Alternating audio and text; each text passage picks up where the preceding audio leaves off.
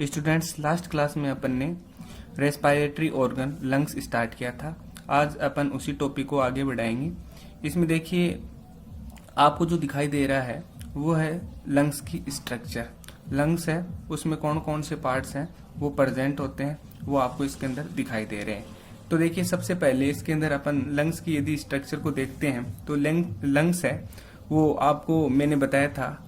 Lungs जो होते हैं वो वन पेयर होते हैं, यानी आपको बताया गया था कि लंग्स हैं वो right lungs and left lungs, ये दो होते हैं। ठीक है, राइट और लेफ्ट। ठीक है, राइट लंग जो होता है उसमें 3 लोब होती हैं और जो लेफ्ट लंग होता है उसमें 2 लोब प्रेजेंट होती हैं। उसमें 2 लोब है वो प्रेजेंट होती हैं। अब देखिए इसके अंदर जो यहाँ पर इसके अंदर जो राइट लंग है इसमें 3 लोब है। वो 3 लोब कौन कौन सी है? फर्स्ट है इसके अंदर राइट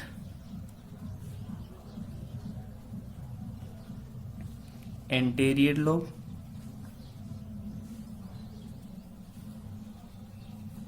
सेकंड जो है उसको बोलते हैं अपन राइट मिडल लोब, और तीसरी जो लोब है उसको अपन बोलते हैं right posterior lobe. Posterior lobe. तो राइट जो लंग है वो राइट लंग 3 लोब के अंदर डिवाइड रहता है। Right anterior lobe, right middle lobe और राइट पोस्टेरियर लोब। ठीक है, दूसरी तरफ जो लेफ्ट लंग है वो 2 लोब के अंदर डिवाइड रहता है। 2 लोब कौन कौन सी? फर्स्ट इसके अंदर जो होती है वो होती है, यहाँ पर इसमें देखना, फर्स्ट इसके अंदर है लेफ्ट एंटीरियर लोब और सेकंड जो होती है वो होती है left posterior lobe. Posterior lobe. ठीक है, तो लंग्स है वो 1 पेयर होते हैं। एक तो इसमें होता है राइट लंग और एक होता है लेफ्ट साइड के अंदर जिसको लेफ्ट लंग बोलते हैं। ठीक है, राइट साइड में जो होता है उसको राइट लंग और जो लेफ्ट साइड में होता है उसको लेफ्ट लंग बोलते हैं अपन। राइट लंग जो होता है वो 3 लोब के अंदर डिवाइड रहता है, 3 लोब के अंदर डिवाइड रहता है। जो सबसे ऊपर की तरफ जो लोब होती है उसको अपन बोलते हैं राइट एंटीरियर लोब बोलते हैं, उसको राइट एंटीरियर लोब बोलते हैं। जस्ट इसके नीचे प्रेजेंट होती है राइट मिडल लोब और जस्ट इसके राइट मिडल लोब के नीचे ही पाई जाती है राइट पोस्टेरियर लोब, जो सबसे पोस्टेरियर साइड में या नीचे की तरफ होती है। लेफ्ट लंग में 2 लोब होती हैं ओनली। फर्स्ट है जिसको बोलते हैं लेफ्ट एंटीरियर लोब और सेकंड इसमें लेफ्ट पोस्टेरियर लोब, यानी 2 लोब प्रेजेंट होती है। एक जो मिडल लोब है वो इसमें प्रेजेंट नहीं होती है ना। और यहाँ पर इसके अंदर देखिए यहाँ पर राइट लंग है इसमें 3 लोब प्रेजेंट होती हैं, जिसके कारण से जो लेफ्ट लंग है इसका जो वेट है वो यहाँ पर इसके अंदर लेफ्ट लंग है इसका जो वेट है इसमें 2 लोब प्रेजेंट होती है, इसलिए इसका वेट भी कम होता है। और राइट लंग है इसमें 3 लोब प्रेजेंट होने के कारण इसका वेट है वो ज्यादा होता है। जैसे इसके अंदर अपन देखेंगे जो राइट लंग है इसका वेट यदि देखें तो लगभग 625 ग्राम 625 ग्राम के लगभग इसका वेट होता है। और यदि लेफ्ट लंग की बात करें तो इसका वेट लगभग 565 ग्राम के लगभग इसका जो वेट है वो होता है। यहाँ पर इसमें लेफ्ट लंग है इसमें 2 लोब ही प्रेजेंट होती हैं। एक तीसरी जो लोब है वो इसमें नहीं प्रेजेंट होती, क्योंकि यहाँ पर इसके अंदर जो तीसरी लोब है इसकी जगह है कार्डियक नोच प्रेजेंट होती है। कार्डियक नोच प्रेजेंट होती है और वो कार्डियक नोच जिसके अंदर हार्ट है वो स्थित रहता है। ठीक है, अब देखिए अपन स्ट्रक्चर ऑफ लंग्स में यहाँ पर कौन कौन से भाग है लंग्स के अंदर प्रेजेंट होते हैं उनके बारे में देखते हैं। तो सबसे पहले इसके अंदर देखिए सबसे ऊपर की तरफ ये इसमें है एपिग्लोटिस। एपिग्लोटिस एपिग्लोटिस एक कैप लाइक स्ट्रक्चर है, एक कैप लाइक स्ट्रक्चर है जो लंग्स की जो ट्यूब है उसको ऊपर से कवर करके रखती है, जिसके कारण से इसके अंदर भोजन जो है, फूड जो है, वो इसमें रेस्पिरेटरी जो ट्रैक है इसके अंदर इंटर नहीं करता है। तो एपिग्लोटिस यहाँ पर इसमें जो फूड है उसको रेस्पिरेटरी जो सिस्टम है उसमें आने से रोकती है। जस्ट इसके नीचे प्रेजेंट है यहाँ पर लेरिंग्स। लेरिंग्स एक जो मेमल्स हैं उनके अंदर साउंड प्रोड्यूसिंग ऑर्गन है, यानी इससे साउंड प्रोड्यूस होता है, साउंड प्रोड्यूसिंग ऑर्गन है। ये जो मेमल्स हैं उनके अंदर साउंड प्रोड्यूसिंग ऑर्गन है, लेरिंग्स होता है। इसके अलावा जैसे इसके अंदर बर्ड्स है उसमें सीरिंग्स नाम का इसमें रेस्पिरेटरी जो यहाँ पर इसके अंदर साउंड प्रोड्यूसिंग ऑर्गन होता है। तो लेरिंग्स क्या है? साउंड प्रोड्यूसिंग ऑर्गन है। जस्ट इसके नीचे आती है ट्रेकिया। ट्रेकिया एक लॉन्ग ट्यूब लाइक स्ट्रक्चर होती है। ट्रेकिया एक लॉन्ग ट्यूब लाइक स्ट्रक्चर होती है लेरिंग्स से लेकर, और ये जस्ट यहाँ पर जहाँ पर दो भागों में डिवाइड होती है यहाँ तक इसमें ट्रेकिया ही प्रेजेंट होता है। और ट्रेकिया जो है इसके अंदर सी सेप्ड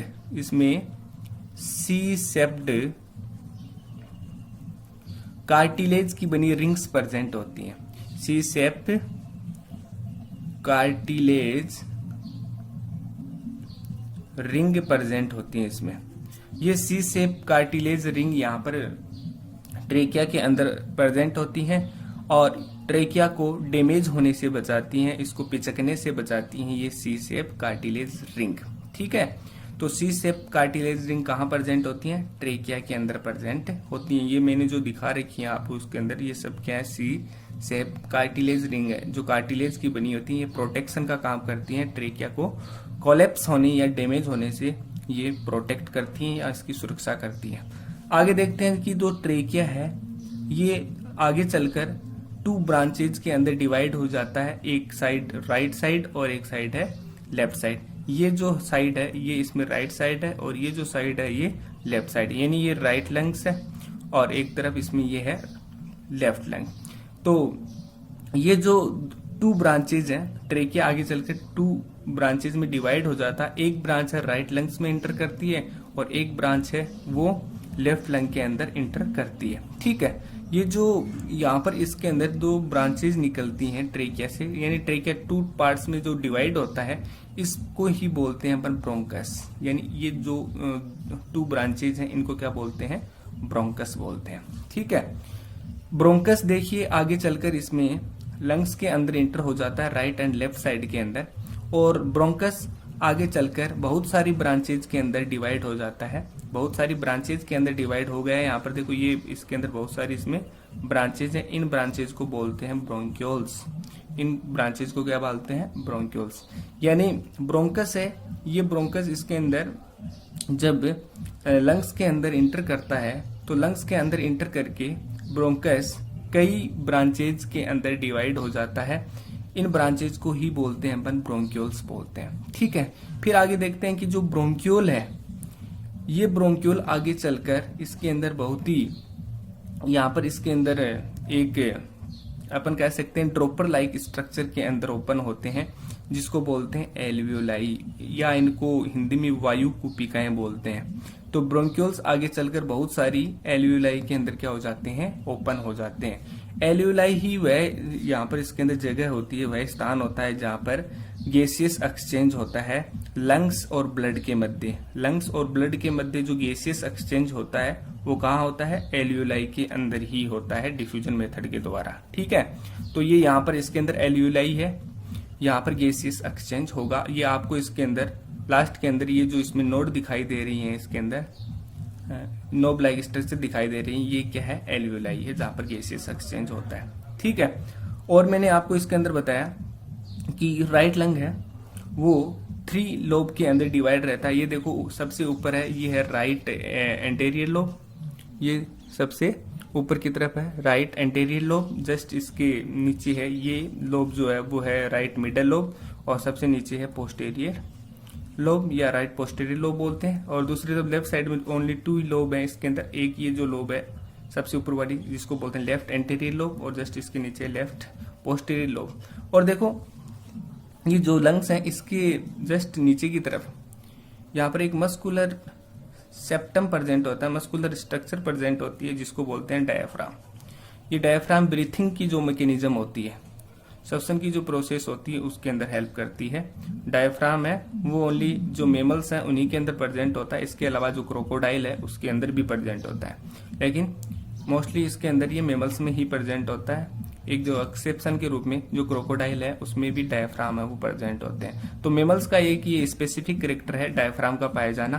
तो ये डायफ्राम ब्रीथिंग जो प्रोसेस होती है उसके अंदर क्या करता है, हेल्प करता है। ठीक है, अब देखिए इसके अंदर अपन ने यहाँ पर जो लंग्स है उसकी स्ट्रक्चर है उसको देखा है। ठीक है, और यहाँ पर इसमें अपन ने देखा कि राइट लंग है, इसमें मैंने बताया 3 लोब होती हैं, लेफ्ट लंग है उसमें 2 लोब होती है ना।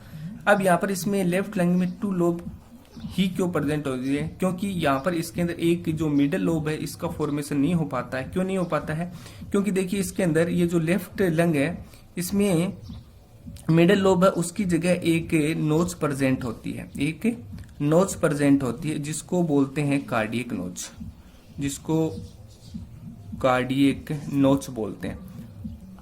और इस कार्डियक नोच वाली जो स्पेस है, इस कार्डियक नोच के अंदर ही जो हार्ट है वो स्थित होता है। हेड की जो पोजीशन होती है वो कहाँ होती है, कार्डियक नोच में। यानी जो हार्ट है उसका जो झुकाव होता है वो लेफ्ट लंग की तरफ होता है, जिसके कारण से यहाँ पर कार्डियक नोच बन जाती है लेफ्ट लंग के अंदर। इसलिए यहाँ पर इसमें 2 लोब्स का फॉर्मेशन होता है, तीसरी लोब यहाँ पर नहीं बन पाती है। ठीक है, तो ये अपने पढ़ा है स्ट्रक्चर ऑफ लंग्स, लंग्स की स्ट्रक्चर के बारे में। अब आगे इसमें देखते हैं कि ये जो लंग्स है ये आगे चलकर इसके अंदर अपन देखते हैं कि जो लंग्स है ये प्रेजेंट कहाँ होता है। तो लंग्स है और इसके अलावा हार्ट है और अदर जो इसके अंदर विसरल ऑर्गन है ये एक थोरेसिक चेम्बर के अंदर, थोरेसिक चेम्बर के अंदर बंद रहते हैं, थोरेसिक चेम्बर के अंदर बंद रहते हैं। या ऐसे कह सकते हैं कि जो थोरेसिक चेम्बर है या जिसको थोरेसिक केज बोलते हैं, पिंजरा थोरेसिक केज बोलते हैं, इसके अंदर लंग्स है वो यहाँ पर बंद रहते हैं। तो थोरेसिक चेम्बर या जिसको मैंने केज कहा है ये लंग्स को प्रोटेक्ट करता है, लंग्स को क्या करता है, प्रोटेक्ट करता है, लंग्स को प्रोटेक्ट करता है, लंग्स की सुरक्षा करता है। अब अपन पढ़ेंगे कि थोरेसिक चेम्बर या केज है कौन कौन सी स्ट्रक्चर का बना होता है। यानी थोरेसिक चेम्बर या केज जिसमें लंग्स हैं वो स्थित होते हैं, और ये जो थोरेसिक चेम्बर है या केज है जिसको बोलते हैं ये विसरल ऑर्गन्स जो होते हैं ना, लंग्स है, हार्ट है, थाइमस ग्लैंड है आदि को क्या करते हैं, प्रोटेक्ट करते हैं, आदि की सुरक्षा करते हैं। तो अपन यहाँ पर पढ़ने वाले हैं कि थोरेसिक चेम्बर या केज है किन किन स्ट्रक्चर का बना हुआ होता है। तो देखिए सबसे पहले अपन देखते हैं कि जो थोरेसिक केज है उसकी जो एंटेरियर सरफेस होती है, जो इसकी एंटेरियर सरफेस होती है, इस एंटेरियर सरफेस के ऊपर अपनी नेक प्रेजेंट होती है, प्लस जो क्लेविकल्स बोन है, कंधे की जो हड्डियां होती है ना, शोल्डर्स की जो हड्डियां होती हैं, शोल्डर्स बोन होती है जिसको बोलते हैं क्लेविकल्स, ये क्लेविकल्स प्रेजेंट होती है। ठीक है, तो थोरेसिक केज है उसकी एंटेरियर सरफेस के ऊपर अपनी जो नेक है वो प्रेजेंट होती है, प्लस क्लेविकल जो बोन्स होती हैं, क्लेविकल जो बोन्स होती हैं वो प्रेजेंट होती हैं। ठीक है, तो थोरेसिक केज के इंटीरियर सरफेस पे नेक एंड क्लेविकल्स बोन्स प्रेजेंट होती हैं। इसके बाद में अपन देखते हैं कि जो पोस्टेरियर सरफेस है, पोस्टेरियर सरफेस है, पोस्टेरियर सरफेस पे डायफ्राम प्रेजेंट होता है, डायफ्राम प्रेजेंट होता है जो अभी मैंने बताया एक मस्कुलर सेप्टम लाइक स्ट्रक्चर है जो ओनली मेमल्स में प्रेजेंट होती है। इसके अलावा एक्सेप्शन के रूप में जो रेप्टाइल्स है, क्रोकोडाइल्स, उसमें भी प्रेजेंट होती है। ठीक है, तो इंटीरियर सरफेस की तरफ इसमें neck and clavicles bone, posterior surface की तरफ डायफ्राम प्रेजेंट होता है। इसके अलावा जो वेंट्रल सरफेस होती है, वेंट्रल सरफेस, जो वेंट्रल सरफेस होती है, वेंट्रल सरफेस पर स्टर्नम जो बोन होती है, स्टर्नम, ये स्टर्नम बोन प्रेजेंट होती है। इसके अलावा अपन देखते हैं यदि डोर्सल जो सरफेस होती है, डोर्सल सरफेस, डोर्सल सरफेस की तरफ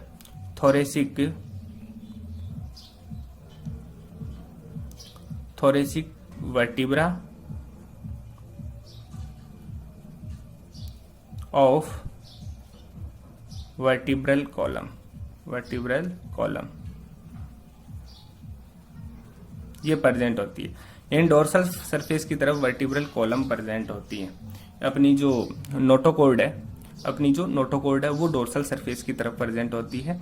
यहाँ पर इसके अंदर अपन कह सकते हैं कि जो डोर्सल सरफेस है उस डोर्सल सरफेस की तरफ इसके अंदर जो वर्टिब्रल कॉलम है वो प्रेजेंट होती है। आगे चलते हैं कि जो लेटरल सरफेस है, लेटरल सरफेस यानी जो साइड की सरफेस है, वहां पर इसके अंदर रिब्स प्रेजेंट होती है। कहां प्रेजेंट होती है? रिब्स। वैसे इसके अंदर अपन देखें तो यहाँ पर इसके अंदर वेंट्रल सरफेस है, इसकी तरफ भी यहाँ पर इसमें रिब्स प्रेजेंट होती हैं। डोर्सल जो सरफेस है उसमें वर्टिब्रल कॉलम के साथ भी रिब्स प्रेजेंट होती हैं। तो देखिए ये थोरेसिक चेम्बर है या केज है, ये किन किन स्ट्रक्चर का बना हुआ होता है। मैंने बताया कि जैसे ये हो गया यहाँ पर इसके अंदर एंटेरियर सरफेस, ये क्या होगी? Anterior surface. एंटेरियर सरफेस की तरफ नेक, क्लेविकल्स, बोन्स प्रेजेंट होती हैं। फिर बात करते हैं, ये हो गई पोस्टेरियर सरफेस। पोस्टेरियर सरफेस की तरफ प्रेजेंट होता है डायाफ्राम, जो मस्कुलर स्ट्रक्चर होती है डायाफ्राम वो प्रेजेंट होती है। फिर बात करते हैं यहाँ पर इसके अंदर वेंट्रल सरफेस की तरफ, इसमें वेंट्रल सरफेस की यानी ये जो आगे का जो इसके अंदर रीजन है वेंट्रल, इस वेंट्रल सरफेस की तरफ यहाँ पर क्या प्रेजेंट होती है? स्टर्नम एंड रिब्स प्रेजेंट होती हैं। और डोर्सल सरफेस की अपन यदि बात करें, डोर्सल सरफेस की बात करें तो उस डोर्सल सरफेस की तरफ यहाँ पर वर्टिब्री कॉलम यानी अपनी जो नोटोकॉर्ड है वो प्रेजेंट होती है, प्लस रिब्स भी प्रेजेंट होती हैं। और लेटरल सरफेस की तरफ इसमें रिब्स प्रेजेंट होती हैं। यानी ये जो रिब्स हैं आपको पता है कि ये जैसे स्टर्नम से जुड़ी हुई रहती हैं, तो स्टर्नम से यानी वेंट्रल सरफेस से ये इसके अंदर होकर और ये लेटरल सरफेस से होती हुई और पीछे की तरफ जाके नोटोकॉर्ड है उससे अटैच रहती हैं। इसलिए रिब्स की जो पोजीशन है ventral, dorsal and lateral surface की तरफ होती है।